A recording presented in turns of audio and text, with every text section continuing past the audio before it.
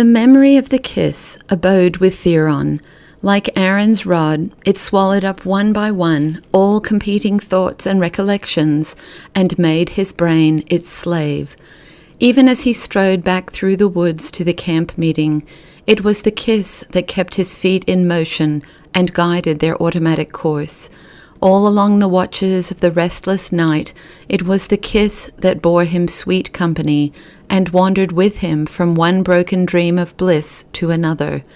Next day, it was the kiss that made of life for him a sort of sunlit wonderland. He preached his sermon in the morning and took his appointed part in the other services of afternoon and evening, apparently to everybody's satisfaction. To him, it was all a vision. When the beautiful full moon rose this Sunday night and glorified the clearing and the forest with its mellow harvest radiance, he could have groaned with the burden of his joy. He went out alone into the light and bared his head to it and stood motionless for a long time. In all his life he had never been impelled so powerfully toward earnest and soulful thanksgiving. The impulse to kneel there in the pure, tender moonlight and lift up offerings of praise to God kept uppermost in his mind. Some formless reservation restrained him from the act itself, but the spirit of it hallowed his mood. He gazed up at the broad, luminous face of the satellite. "You are our God," he murmured, "hers and mine. You are the most beautiful of heavenly creatures, as she is of the angels on earth. I am speechless with reverence for you both." It was not until the camp meeting broke up 4 days later, and Theron with the rest returned to town, that the material aspects of what had happened and might be expected to happen forced themselves on his mind. The kiss was a child of the forest. So long as Theron remained in the camp, the image of the kiss, which was enshrined in his heart and ministered to by all his thoughts, continued enveloped in a haze of sylvan mystery like a dryad. Suggestions of its beauty and holiness came to him in the odors of the woodland, at the sight of wildflowers and water lilies. When he walked alone in unfamiliar parts of the forest, he carried about with him the half-conscious idea of somewhere coming upon a strange hidden pool which mortal eye had not seen before, a deep, sequestered mere of spring-fed waters, walled in by rich, tangled growths of verdure, and bearing upon its virgin bosom only the shadows of the primeval wilderness and the light of the eternal skies. His fancy dwelt upon some such nook as the enchanted home of the fairy that possessed his soul. The place, though he never found it, became real to him. As he pictured it, there rose sometimes from among the lily pads, stirring the translucent depths and fluttering the water's surface with drops like gems, the wonderful form of a woman with pale leaves wreathed in her luxuriant red hair and a skin which gave forth light. With the homecoming to Octavius, his dreams began to take more account of realities. In a day or two, he was wide awake and thinking hard. The kiss was as much as ever the ceaseless companion of his hours, but it no longer insisted upon shrouding itself in vines and woodland creepers, or outlining itself in phosphorescent vagueness against mystic backgrounds of nymph-haunted glades. It advanced out into the noonday and assumed tangible dimensions and substance. He saw that it was related to the facts of his daily life and had, in turn, altered his own relations to all these facts. What ought he to do? What could he do? Apparently, nothing but wait. He waited for a week, then for another week. The conclusion that the initiative had been left to him began to take shape in his mind. From this it seemed but a step to the passionate resolve to act at once. Turning the situation over and over in his anxious thoughts, two things stood out in special prominence. One was that Celia loved him. The other was that the boy in Gorringe's law office, and possibly Gorringe and heaven only knew how many others beside, had reasons for suspecting this to be the case. And what about Celia? side by side with the moving rapture of thinking about her as a woman, there rose the substantial satisfaction of contemplating her as Miss Madden. She had kissed him, and she was very rich. The things gradually linked themselves before his eyes. He tried 1,000 varying guesses at what she proposed to do, and each time reined up his imagination by the reminder that she was confessedly a creature of whims, who proposed to do nothing, but was capable of all things. And as to the boy, if he had blabbed what he saw, it was incredible that somebody should not take the subject up and impart a scandalous twist to it and send it rolling like a snowball to gather up exaggeration and foul innuendo till it was big enough to overwhelm him. What would happen to him if a formal charge were preferred against him? He looked it up in the discipline.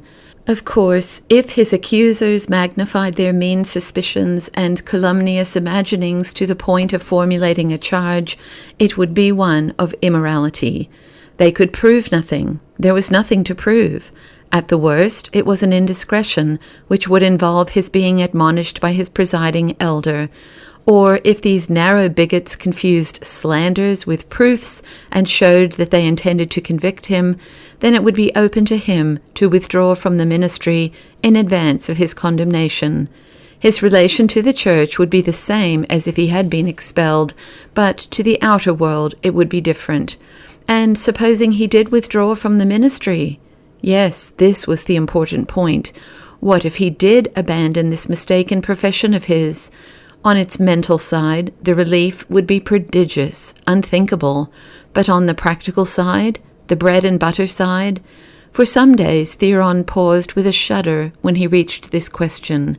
The thought of the plunge into unknown material responsibilities gave him a sinking heart. He tried to imagine himself lecturing, canvassing for books or insurance policies, writing for newspapers, and remained frightened. But suddenly, one day, it occurred to him that these qualms and forebodings were sheer folly. Was not Celia rich? Would she not, with lightning swiftness, draw forth that cheque-book like the flashing sword of a champion from its scabbard and run to his relief? Why, of course, it was absurd not to have thought of that before. He recalled her momentary anger with him that afternoon in the woods, when he had cried out that discovery would mean ruin to him. He saw clearly enough now that she had been grieved at his want of faith in her protection. In his flurry of fright, he had lost sight of the fact that, if exposure and trouble came to him, she would naturally feel that she had been the cause of his martyrdom. It was plain enough now. If he got into hot water, it would be solely on account of his having been seen with her. He had walked into the woods with her. The farther the better, had been her own words, out of pure kindliness and the desire to lead her away from the scene of her brother's and her own humiliation. But why amplify arguments? Her own warm heart would tell her, on the instant, how he had been sacrificed for her sake, and would bring her, eager and devoted, to his succor. That was all right then. Slowly, from this point, suggestions expanded themselves. The future could be, if he willed it, one long, serene triumph of love and lofty intellectual companionship, of existence softened and enriched at every point by all that wealth could command and the most exquisite tastes suggest. Should he will it? Ah, the question answered itself. But he could not enter upon this beckoning heaven of a future until he had freed himself. When Celia said to him, "Come," he must not be in the position to reply, "I should like to, but unfortunately I am tied by the leg." He should have to leave Octavius, leave the ministry, leave everything. He could not begin too soon to face these contingencies. Very likely Celia had not thought it out as far as this. With her it was a mere vague, "sometime I may." But the harder masculine sense, Theron felt, existed for the very purpose of correcting and giving point to these loose feminine notions of time and space. It was for him to clear away the obstacles and map the plans out with definite decision. One warm afternoon, as he lolled in his easy chair under the open window of his study, musing upon the ever-shifting phases of this vast, complicated, urgent problem, some chance words from the sidewalk in front came to his ears, and, coming, remained to clarify his thoughts. Two ladies whose voices were strange to him had stopped, as so many people almost daily stopped, to admire the garden of the parsonage. One of them expressed her pleasure in general terms. Said the other, "My husband declares those dahlias alone couldn't be matched for $30, and that some of those gladioli must have cost as much as $1 apiece. I know we've spent simply oceans of money on our garden, and it doesn't begin to compare with this." "It seems like a sinful waste to me," said her companion. "No," the other hesitated. "No, I don't think quite that. If you can afford it, just as well as not. But it does seem to me that I'd rather live in a little better house and not spend it all on flowers. Just look at that cactus." The voices died away. Theron sat up, with a look of arrested thought upon his face, then sprang to his feet and moved hurriedly through the parlour to an open front window. Peering out with caution, he saw that the two women receding from view were fashionably dressed and evidently came from homes of means. He stared after them in a blank way until they turned a corner. He went into the hall, there put on his frock coat and hat, and stepped out into the garden. He was conscious of having rather avoided it heretofore, not altogether without reasons of his own, lying unexamined somewhere in the recesses of his mind. Now he walked slowly about and examined the flowers with great attentiveness. The season was advancing, and he saw that many plants had gone out of bloom, but what a magnificent plenitude of blossoms still remained.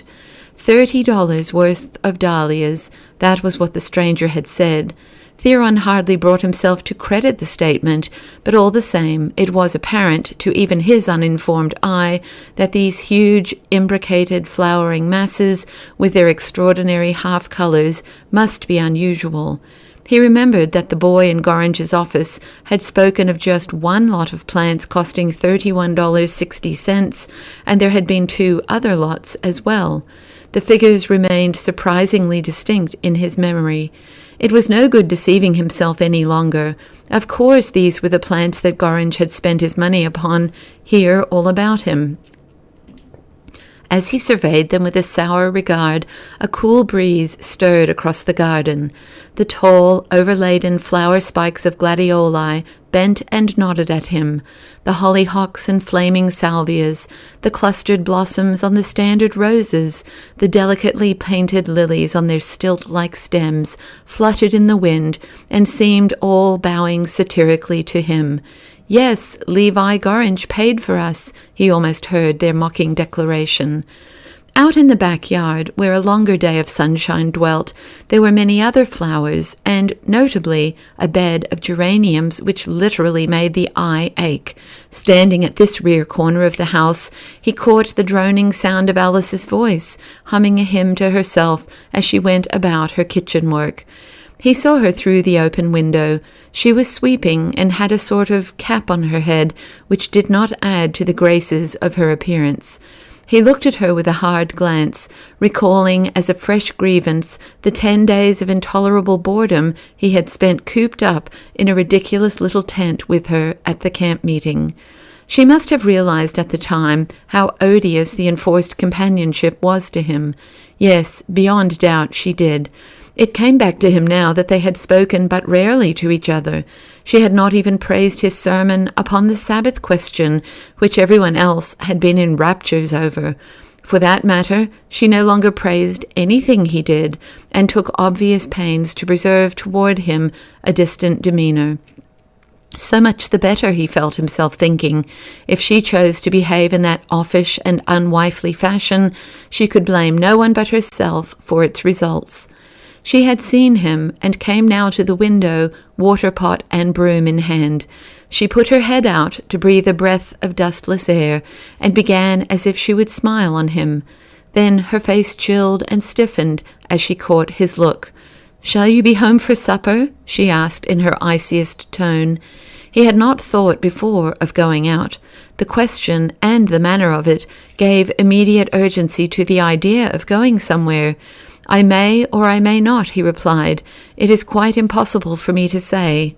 He turned on his heel with this and walked briskly out of the yard and down the street. It was the most natural thing that presently he should be strolling past the Madden house and letting a covert glance stray over its front and the grounds about it as he loitered along. Every day since his return from the woods, he had given the fates this chance of bringing Celia to meet him, without avail. He had hung about in the vicinity of the Catholic Church on several evenings as well, but to no purpose. The organ inside was dumb, and he could detect no signs of Celia's presence on the curtains of the pastorate next door. This day, too, there was no one visible at the home of the Maddens, and he walked on a little sadly. It was weary work waiting for the signal that never came. But there were compensations. His mind reverted doggedly to the flowers in his garden and to Alice's behaviour toward him. They insisted upon connecting themselves in his thoughts. Why should Levi Gorringe, a money-lender, and therefore the last man in the world to incur reckless expenditure, go and buy perhaps $100 worth of flowers for his wife's garden? It was time, high time, to face this question. And his experiencing religion afterward, just when Alice did, and marching down to the rail to kneel beside her, that was a thing to be thought of too. Meditation, it is true, hardly threw fresh light upon the matter. It was incredible, of course, that there should be anything wrong. To even shape a thought of Alice in connection with gallantry would be wholly impossible. Nor could it be said that Gorringe, in his new capacity as a professing church member, had disclosed any sign of ulterior motives or of insincerity. Yet there the facts were. While Theron pondered them, their mystery, if they involved a mystery, baffled him altogether. But when he had finished, he found himself, all the same, convinced that neither Alice nor Gorringe would be free to blame him for anything he might do.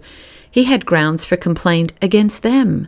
If he did not himself know just what these grounds were, it was certain enough that they knew. Very well, then, let them take the responsibility for what happened. It was indeed awkward that, at the moment, as Theron chanced to emerge temporarily from his brown study, his eyes fell full upon the spare, well-knit form of Levi Gorringe himself, standing only a few feet away in the staircase entrance to his law office. His lean face, browned by the summer's exposure, had a more Arabian aspect than ever. His hands were in his pockets, and he held an unlighted cigar between his teeth. He looked the Reverend Mr. Ware over calmly and nodded recognition. Theron had halted instinctively. On the instant, he would have given a great deal not to have stopped at all. It was stupid of him to have paused, but it would not do now to go on without words of some sort. He moved over to the doorway and made a half-hearted pretense of looking at the photographs in one of the showcases at its side. As Mr. Gorringe did not take his hands from his pockets, there was no occasion for any formal greeting. "I had no idea that they took such good pictures in Octavius," Theron remarked after a minute's silence, still bending in examination of the photographs. "They ought to. They charge New York prices," observed the lawyer sententiously. Theron found in the words confirmation of his feeling that Gorringe was not naturally a lavish or extravagant man. Rather was he a careful and calculating man who spent money only for a purpose. Though the minister continued gazing at the stiff presentments of local beauties and swains, his eyes seemed to see salmon-hued hollyhocks and spotted lilies instead. Suddenly a resolve came to him. He stood erect and faced his trustee. "Speaking of the price of things," he said, with an effort of arrogance in his measured tone, "I have never had an opportunity before of mentioning the subject of the flowers you have so kindly furnished for my garden." "Why mention it now?" queried Gorringe, with nonchalance. He turned his cigar about with a movement of his lips and worked it into the corner of his mouth. He did not find it necessary to look at Theron at all. "Because," began Mr. Ware, and then hesitated. "Because, well, it raises a question of my being under obligation, which I—" "Oh, no, sir," said the lawyer. "Put that out of your mind. You are no more under obligation to me than I am to you. Oh, no, make yourself easy about that. Neither of us owes the other anything." "Not even goodwill, I take that to be your meaning," retorted Theron with some heat. "The words are yours, sir," responded Gorringe coolly. "I do not demur to them." "As you like," put in the other. "If it be so, why then all the more reason why I should, under the circumstances—" "Under what circumstances?" interposed the lawyer. "Let us be clear about this thing as we go along. To what circumstances do you refer?" He had turned his eyes now and looked Theron in the face. A slight protrusion of his lower jaw had given the cigar an upward tilt under the black moustache. "The circumstances are that you have brought or sent to my garden a great many very expensive flower plants and bushes and so on. And you object? I had not supposed that clergymen in general, and you in particular, were so sensitive. Have donation parties then gone out of date?" "I understand your sneer well enough," retorted Theron, "but that can pass. The main point is that you did me the honour to send these plants, or to smuggle them in, but never once deigned to hint to me that you had done so. No one told me. Except by merest accident, I should not have known to this day where they came from." Mr. Gorringe twisted the cigar at another angle, with lines of grim amusement about the corner of his mouth. "I should have thought," he said with dry deliberation, "that possibly this fact might have raised in your mind the conceivable hypothesis that the plants might not be intended for you at all." "That is precisely it, sir," said Theron. There were people passing, and he was forced to keep his voice down. It would have been a relief, he felt, to shout. "That is it. They were not intended for me." "Well, then, what are you talking about?" The lawyer's speech had become abrupt, quite to incivility. "I think my remarks have been perfectly clear," said the minister with dignity. It was a new experience to be addressed in that fashion. It occurred to him to add, "Please remember that I am not in the witness box to be insulted by a professional bully." Gorringe studied Theron's face attentively, with a cold, searching scrutiny. "You may thank your stars you're not," he said with significance. What on earth could he mean? The words and the menacing tone greatly impressed Theron. Indeed, upon reflection, he found that they frightened him. The disposition to adopt a high tone with the lawyer was melting away. "I do not see," he began, and then deliberately allowed his voice to take on an injured and plaintive inflection. "I do not see why you should adopt this tone toward me, Brother Gorringe." The lawyer scowled and bit sharply into the cigar, but said nothing. "If I have unconsciously offended you in any way," Theron went on, "I beg you to tell me how. I liked you from the beginning of my pastorate here, and the thought that latterly we seemed to be drifting apart has given me much pain. But now it is still more distressing to find you actually disposed to quarrel with me. Surely, Brother Gorringe, between a pastor and a probationer who—" "No," Gorringe broke in, "quarrel isn't the word for it. There isn't any quarrel, Mr. Ware." He stepped down from the door-stone to the sidewalk as he spoke, and stood face to face with Theron. Working men with dinner pails and factory girls were passing close to them, and he lowered his voice to a sharp, incisive half-whisper as he added, "It wouldn't be worth any grown man's while to quarrel with so poor a creature as you are." Theron stood confounded, with an empty stare of bewilderment on his face. It rose in his mind that the right thing to feel was rage, righteous indignation, fury. But for the life of him, he could not muster any manly anger. The character of the insult stupefied him. "I do not know that I have anything to say to you in reply," he remarked after what seemed to him a silence of minutes. His lips framed the words automatically, but they expressed well enough the blank vacancy of his mind. The suggestion that anybody deemed him a poor creature grew more astounding, incomprehensible, as it swelled in his brain. "No, I suppose not," snapped Gorringe. "You're not the sort to stand up to men. Your form is to go round the corner and take it out of somebody weaker than yourself, a defenceless woman, for instance." "Oh-ho," said Theron. The exclamation had uttered itself. The sound of it seemed to clarify his muddled thoughts, and as they ranged themselves in order, he began to understand his new advantage. "Oh-ho," he said again, and nodded his head in token of comprehension. The lawyer, chewing his cigar with increased activity, glared at him. "What do you mean?" he demanded peremptorily. "Mean?" said the minister. "Oh, nothing that I feel called upon to explain to you." It was passing strange, but his self-possession had all at once returned to him. As it became more apparent that the lawyer was losing his temper, Theron found the courage to turn up the corners of his lips in show of a bitter little smile of confidence. He looked into the other's dusky face and flaunted this smile at it in contemptuous defiance. "It is not a subject that I can discuss with propriety at this stage," he added. "Damn you, are you talking about those flowers?" "Oh, I am not talking about anything in particular," returned Theron, "not even the curious choice of language which my latest probationer seems to prefer." "Go and strike my name off the list," said Gorringe with rising passion. "I was a fool to ever have it there. To think of being a probationer of yours, my God." "That will be a pity, from one point of view," remarked Theron, still with the ironical smile on his lips. "You seemed to enter upon the new life with such deliberation and fixity of purpose, too. I can imagine the regrets your withdrawal will cause in certain quarters. I only hope that it will not discourage those who accompanied you to the altar and shared your enthusiasm at the time." He had spoken throughout with studied slowness and an insolent nicety of utterance. "You had better go away," broke forth Gorringe.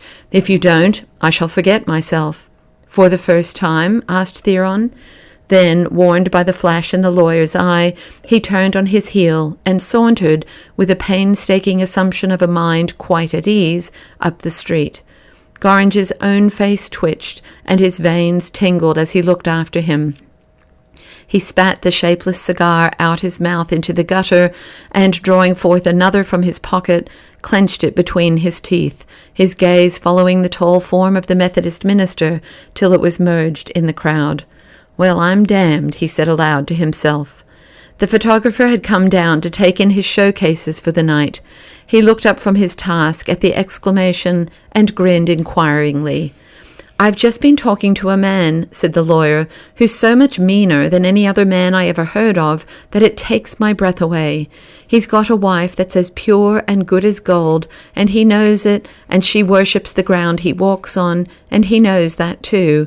And yet the scoundrel is around trying to sniff out some shadow of a pretext for missing her worse than he's already done. Yes, sir, he'd be actually tickled to death if he could nose up some hint of a scandal about her, something that he could pretend to believe and work for his own advantage to levy blackmail or get rid of her or whatever suited his book. I didn't think there was such an out-and-out cur on this whole footstool. I almost wish, by God, I'd thrown him into the canal." "Yes, you lawyers must run against some pretty snide specimens," remarked the photographer, lifting one of the cases from its sockets.